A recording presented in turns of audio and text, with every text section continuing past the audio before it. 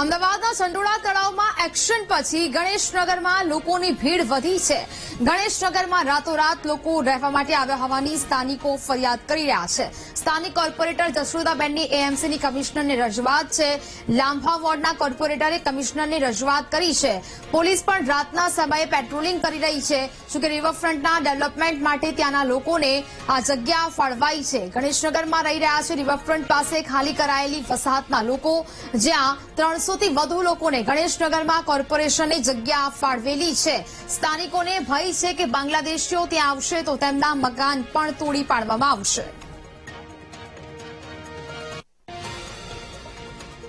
તો જ પ્રકારે હવે આ સમગ્ર મામલો છે તે સામે આવી રહ્યો છે। લોકોને હવે ભય સતાવી રહ્યો છે કે જો બાંગ્લાદેશીઓ ત્યાં આવશે તો તેમના મકાન પણ તોડી પાડવામાં આવશે।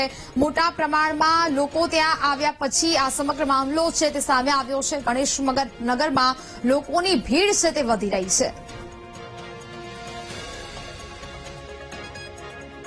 હવે ભાઈ સાહેબ, ચંડુલામાંથી જ્યારથી બંગાળીઓને બધું એ કરવામાં આવ્યું છે એ પછીથી તો આ ગણેશનગરની અંદર 24 કલાક પોલીસનો પહેરો છે। કોઈ પણ માણસ આવીને અહીંયા ઘૂસી શકે એમ નથી। તો પછી કેવી રીતે કહીએ કે ભાઈ અહીંયા આવીને બધા ઘૂસણખોરી થઈ ગઈ છે? તમારા પોલીસની ગાડી 24 કલાક અમારે અહીં જે છે સ્કૂલ પાસે અને અહીં બરાબર ફરતી હોય છે। તો કોઈ માણસની હિંમત ખરી કે અહીં ઘૂસી જાય? તો આ ખોટું જે નિવેદન છે ને લોકોનું એ ખોટું છે। અહીંયા કોઈ પણ જાતનું ઘૂસણખોરી થઈ નથી। 11/11/2011 થી ગણેશનગરનો જ્યારે રિવરફ્રન્ટમાંથી અહીંયા વસવાટ કરવામાં આવ્યો, 10x15 પ્લોટ ફાળવવામાં આવ્યા હતા મ્યુનિસિપાલિટી કોર્પોરેશન દ્વારા। જ્યારે આજે ચંડોળા તળાવના આ ગરીબ પરિવારોના મકાનો તોડવામાં આવ્યા તો આ ગણેશનગરને બદનામ કરવામાં આવે છે। કાલે જે ચંડોલામાં આવ્યા હતા એનો વિડીયો પણ મારી સાથે જ છે। એ લોકોને અહીંયાથી અમે કાઢ્યા છે અને અમે 100 નંબર પર ફોન કરી પોલીસ સ્ટેશનમાં સોંપવા માટે પણ તૈયાર છે।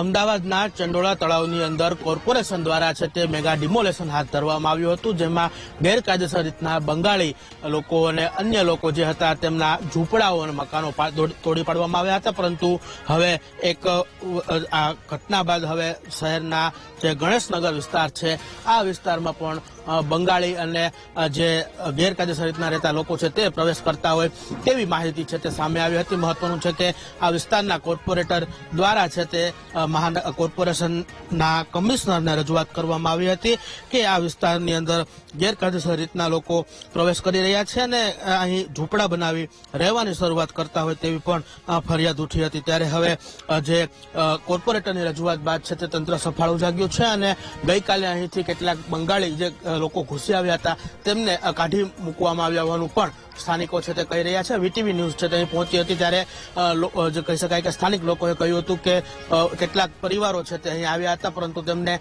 પોલીસ અને સ્થાનિક લોકોએ છે તે અહીંથી કાઢી મૂક્યા છે અને તેમાં ભય પણ છે તે સ્થાનિકોમાં જોવા મળી રહ્યો છે કે ક્યાંક ને ક્યાંક જો બંગાળી વસાહતો અહીં વધી જશે તો ચંડોળા તળાવની જેમ ગણેશનગરમાં પણ કોર્પોરેશન ડિમોલેશન કરી અને તેમના જે વર્ષોથી અહીં 10-10, 11-11 વસ્તી રહેતા લોકો છે તેમના પણ મકાનો તોડી પાડશે તેવી પણ ભીતિ છે તે તેમાં જોવા મળી હતી।